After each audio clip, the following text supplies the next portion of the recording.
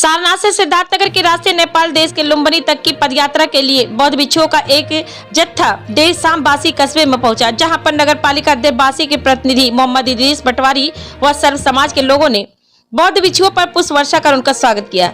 विश्राम से पहले बौद्ध भिक्षुओं ने तैलोरा से बासी तक पैदल यात्रा भी किया। भगवान बुद्ध के संदेश को जन जन तक पहुंचाने के लिए बौद्ध धर्म सम्मेलन का आयोजन भी किया गया।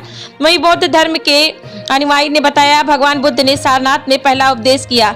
बुद्ध अपने जीवन काल में लगभग 45 वर्ष तक पैदल चलते रहे और जन जागरण करते रहे। आज इस संसार में भिक्षु संघ वह काम कर रहा है।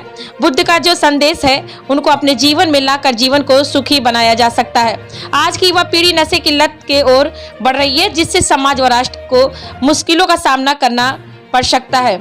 बुद्ध का संदेश उन युवा नौजवानों तक पहुंचाना बहुत जरूरी है। बुद्ध के संदेश से नशे की लत को भी दूर किया जा सकता है।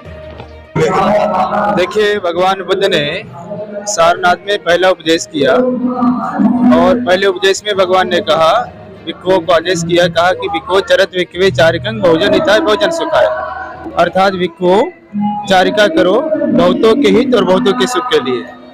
भगवान बुद्ध और उनका भिक्षु संघ, भगवान बुद्ध अपने जीवन काल में लगभग 45 वर्षों तक पैदल ही चलते रहे और जन जागरण करते रहे।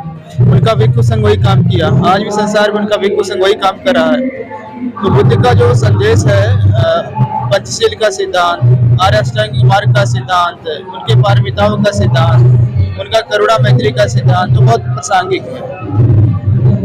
बुद्ध के इन सिद्धांतों को अपनाकर व्यक्तिगत जीवन को सुखी बनाया जा सकता है, पारिवारिक जीवन को सुखी बनाया जा सकता है और सामाजिक जीवन को सुखी बनाया जा सकता है। जब हमारा व्यक्तिगत जीवन सुखी होगा, पारिवारिक जीवन सुखी होगा, सामाजिक जीवन सुखी होगा तो राष्ट्र हमारा खुशहाल होगा। तो आज राष्ट्र को बुद्ध की शिक्षाओं की नितांत आवश्यकता है और अगर बुद्ध की शिक्षाएं आती हैं तो भारत पुनः विश्व गुरु बनेगा।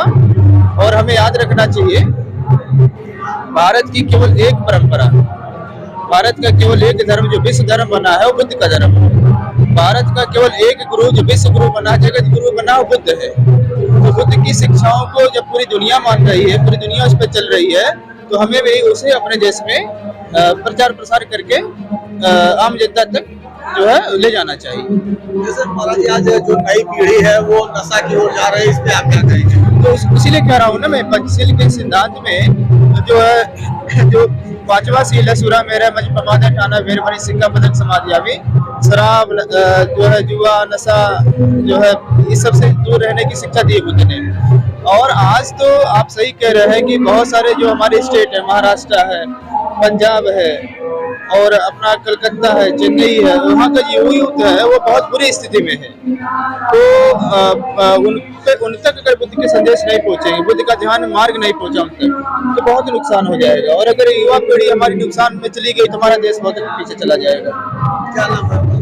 मैं भिक्षु चंद्रिमा हूँ, सारनाथ से।